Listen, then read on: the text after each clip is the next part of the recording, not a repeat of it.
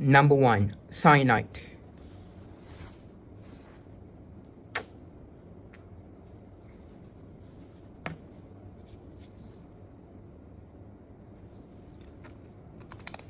Fuck.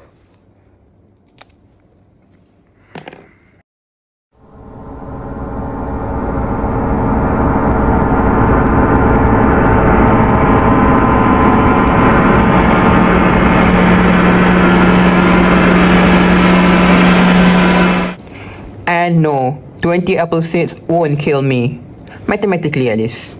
Maybe 120 more will do the job, as each seed can only give you at most 0.5 milligram dose of cyanide. The lethal dose for adult is 150 to 200 milligram. Even though it's now quite well known that cyanide never helped the crown for the poison that has the smallest lethal dose. But one thing's for sure is, once that dose is reached, it's the fastest killer out there, shutting down your body in as little as 15 minutes. Yeah, that is of course if you exclude poisonous gases. Everybody knows what is cellular respiration.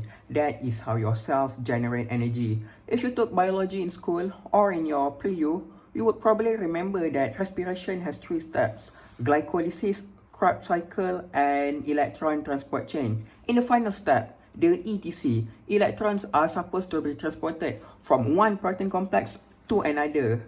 And the energy released from these moving electrons are used to create ATP, the chemical energy that your cells need to function. But for some reason, the cyanide molecule has the perfect shape to bind tightly with the last complex, cytochrome C oxidase. Electrons fail to be transported to that last enzyme, the entire chain collapses, stopping respiration from finishing. No ATP can be made, the cells do not have energy to function. Cyanide poisoning ends you quick because the 2 organs that have the highest rate of energy consumption are the heart and the brain. So these 2 are the first to fail. That's why before dying from cyanide poisoning, you feel dizzy, confused, intense headache, and then finish it off with cardiac arrest. Botulinum toxin, the deadliest poison by weight. If you need a few grains of salt worth of cyanide to kill, for this absolute demon, you only need a single grain of salt. Cut it into 100,000 equal pieces and one of them is enough to put you in a coffin forever. The only thing scarier than that is the guy who heard this and went, interesting. Let's inject that into faces to smooth out wrinkles. Also, unlike cyanide where it can be found in many things, fruit pits, cassava, there is even a millipede species that can secrete it as defense mechanism. For botulinum toxin, it's only produced by a single species of bacteria called Clostridium botulinum. That means the only chance of getting botulism is by eating foods that are contaminated of them. Similarly to most bacteria, they thrive in low oxygen and most environment. So please, just avoid eating improperly canned foods. It's not that difficult. For skeletal muscle cells to contract, they need to receive signals from motor neurons nearby in the form of acetylcholine, a chemical signal. Here's the thing, acetylcholine are stored in vesicles which can only be released when proteins called SNAP drag these vesicles to fuse with the presynaptic membrane. Botulinum toxin is both a neurotoxin and an enzyme that can cleave or chop up these proteins, leaving them disabled. The vesicles never get dragged to the presynaptic membrane, acetylcholine are not released, the muscle cells receptor do not receive any signal, and muscles never contract. You can't move your body, or in other words, you are paralyzed, but you're still fully conscious. You can see, you can hear, you can feel everything around you, as botulinum toxin do not disrupt other neurons' communication. They can only enter motor neurons. Even so, if you're not immediately put on a ventilator, you will die from the lack of oxygen because the diaphragm, the muscle responsible for breathing, is not contracting. The total opposite of this is sarin gas. This neurotoxin is completely developed in a lab, supposed to be an insecticide, but when some sick individuals discover it and realize that it's cheap, liquid in room temperature, extremely volatile, can kill within minutes, odorless, and worst of all, it's colorless, they started to use it as biochemical weapon. And by sick individuals, I mean both terror groups and the militaries. 1988 Halabja chemical attack, Kurdistan. The Iraqi military, which at that time the Iraq president was Saddam Hussein, dropped bombs from the sky consisting of mixture of multiple chemical agents, which one of them was sarin gas. 3,000 to 5,000 Kurds lost their life and almost 10,000 were injured or suffered long-term illness, easily making it the largest chemical massacre in history. The Tokyo subway attack. 5 terrorists from the Om Shrinkyo or the Doomsday Cult each entered a train and dropped a plastic bag containing liquid sarin. They punctured the bag, causing the liquid to spill all over, then evaporated into sarin gas, killing 13 people and injuring 6,000 others. If botulinum toxin prevents muscle contraction, then sarin gas causes continuous muscle contraction. Just there are proteins that allow the release of acetylcholine towards muscle cells. There are also proteins that block acetylcholine from being received by muscle cells, or to be specific, they break down acetylcholine. And these proteins are called acetylcholinesterase. C. Your body movements rely on the balance between muscles contraction and relaxation. That means continuous muscle contraction will also lead to paralysis, but the uglier and more painful version of it.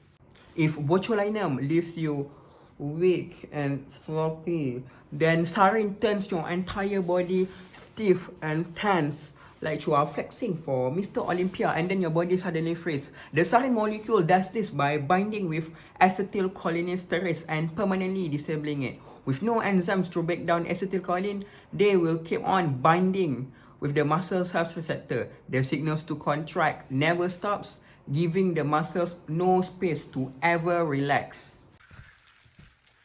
Beans. Beans. They're castor beans. So what are we gonna do with them? Are we just gonna grow a magic beanstalk? Huh? Climb it? Escape? We are going to process them into ricin. Rice and beans. Ricin. Next, we'll be making the famous Breaking Bad's Ricin cigarette. This might make it into my top 7 dumbest idea ever.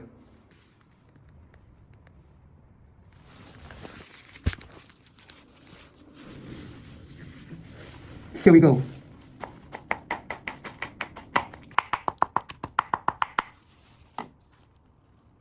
Good enough.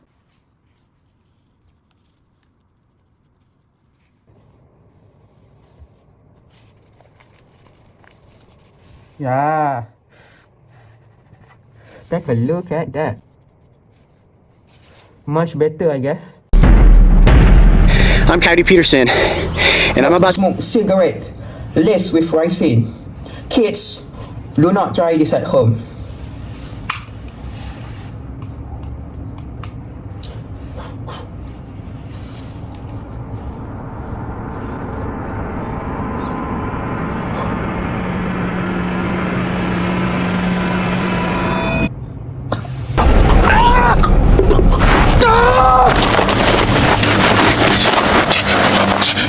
right. Oh my gosh! Okay. Just kidding. If I actually smoke powderized castor beans, this video would never come out. But at first I was seriously planning to crush the beans, maybe double back them for safety. Of course I wasn't going to smoke it, just for the silliness, you know. And then the smartest side of me stepped in and was like, Muzamil, you know that's not really a brilliant idea, right? All it takes is for the bags to tear during the crushing and you accidentally inhale just one finely crushed bean. And by that week, you'll be officially 6 feet under. So yeah, I listened to that wise guy. London, 1978. A Bulgarian journalist, Georgy Markov, while waiting for the bus, he got pricked in the thigh with the end of an umbrella by a KGB agent, allegedly. 4 days later, he died on a hospital bed. The autopsy revealed in his leg there was a tiny metal pellet containing highly concentrated ricin. This is why ever since in Breaking Bad involving around that stupid ricin got me so freaking stressed because Jesse was being way too clumsy with it. We are talking about a substance that is by weight 150 times more lethal than cyanide. Here's how ricin poisoning works in a nutshell. Ricin binds to a certain cell receptor, gets engulfed into the cell and somehow makes its way to the ribosome. Remove something specific from the ribosomal structure, thus making it no longer functional. Without working ribosomes, which are cells protein factories by the way, proteins can't be produced, including enzymes. And since almost every cellular reaction depends on enzymes, the cells can't operate. Organs start to fail.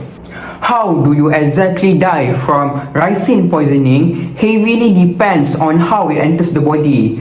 Inhalation, ingestion or injection. One thing you can guarantee is not an instant death like cyanide. This one, it takes time, often 2 to 3 days. This delay made it a popular assassination tool in the 20th century because it gave enough time for the assassin to disappear. That being said, with modern hospital care, you definitely can survive ricin poisoning. Of course, if you get treatment fast before the damage is irreversible. Hey, you know what? I've been talking for a while. Really need to use the bathroom for number 2. Maybe it's the damn cyanide sauce. Give me 2 minutes. Ooh, that feels good. Hold on, let me flush it. Oh no, Dudu stand still there. That's alright. I'll just clean the bowl with bleach.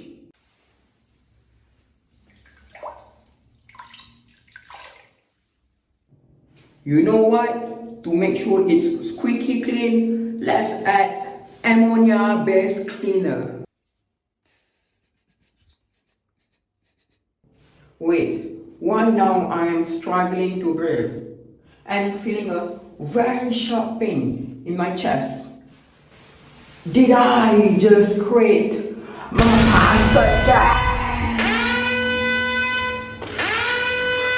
Actually, chloramine is not mustard gas. This is the biggest misconception in toxicology. The only similarity they share is both irritate your lungs. Even so, every parent still should teach their children to never ever wash their toilet bowl with a 50-50 mixture between bleach and ammonia. Never do that.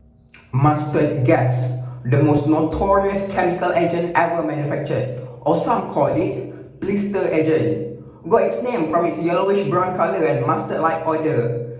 In World War I alone, mustard gas was responsible for near 400,000 casualties. Why were the numbers so catastrophic? Gas attacks shouldn't be this efficient, am I right? Because it was never a gas, not even a volatile liquid like sarin. It's a thick, oily liquid they spray in the air as mist. When the British and Soviet soldiers saw the Germans use it for the first time, they treated it just like any previous gas attack such as phosphine or chlorine, assuming gas mask would be enough to protect you. But sulphur mustard wasn't just something you only need to be cautious of inhaling it. It could dissolve into your skin like a cosmetic serum, clump to your clothes. And sometimes rinsing your body with water would just make it even worse because the oil would spread even further. Mustard gas, being a group 1 carcinogen, it heavily disrupts and mutates your DNA structure. The damage is often so severe that the cells can't even repair itself nor commit a clean suicide. Instead, they die through necrosis. The cells violently burst open, spilling DNA, enzymes, and toxins everywhere, increasing inflammation and the risk of infection. Because of this chaotic cell damage, painful blisters form all over your body. See, the purpose of mustard gas wasn't to directly kill enemy forces but to cause destruction, draining time and resources, as the victims would only die from lungs failure or other disease days to weeks later. Cerberin, found in the seeds of pong pong fruits from the suicide tree. Too bad for this one, I failed to get my hands on them even though they are everywhere in Malaysia. Or maybe I misidentified them as mangoes because they really look like spherical unripe mangoes. Anyway, please use this next information appropriately. From 1988 to 1999 in Kerala, India, ingesting crushed pong pong seeds had become a common method for suicide or assassination, as 537 registered deaths came from Cerberin poisoning. There was at least one death per week. I'm just going to explain at surface level of how Cerberin poisoning can kill you within 24 hours. You know, not really a big fan of this cells ionic equilibrium, membrane potential and stuff. Alright, your heart cells really need to maintain the perfect ionic balance for the heart to contract at a normal rate. Cerberin messes this up by blocking the sodium-potassium pump. Now, sodium ions build up in the cell, which indirectly increases calcium levels too. High intracellular calcium leads to a stronger heart contraction but at an irregular rate. The cells, being no longer electrically stable, cause the beating to become chaotic. Then it starts to slow down, sometimes dropping as low as 30 beats per minute. At this point, you start to feel dizzy, confused, maybe hallucinate a little bit due to not enough oxygenated blood being pumped to the brain. And then, the beating fully stops. Lastly, polonium-210. This one is just straight up one of the most radioactive elements out there. Yep, you heard it right. An element. Not even a complex molecule that binds to a specific enzyme or anything.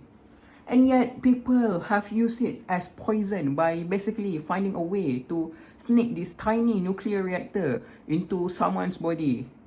Still, the only confirmed case of assassination by polonium was in the death of Alexander Litvinenko in 2006, who was a former KGB agent.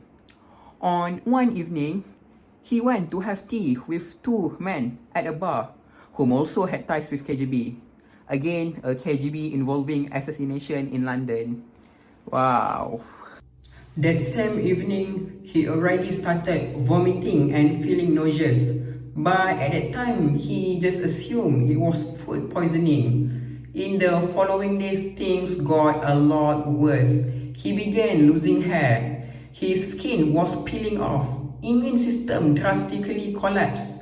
His condition was so baffling that they decided to call a toxicologist, who later discovered that alpha particles were being emitted from the inside of his body. And if you think that is ridiculous enough, just listen to this. Because the polonium was being handled so carelessly by the two assassins, they detected high level of alpha radiation all over London. In the plane they flew with, the hotel room they stayed in the taxi they got into, in the bar, and the highest level of it was, surprise, surprise, in the teacup that Litvinenko drank from. Alpha particles can't travel far nor penetrate the skin, so they are only dangerous when they are inside the body. Once polonium is ingested, the alpha particles it releases will slump into nearby cells.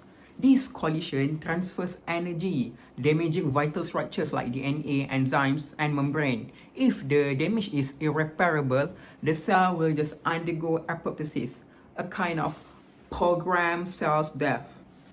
The cells that are most affected are the ones that divide rapidly, like hair follicles, bone marrow cells, skin cells.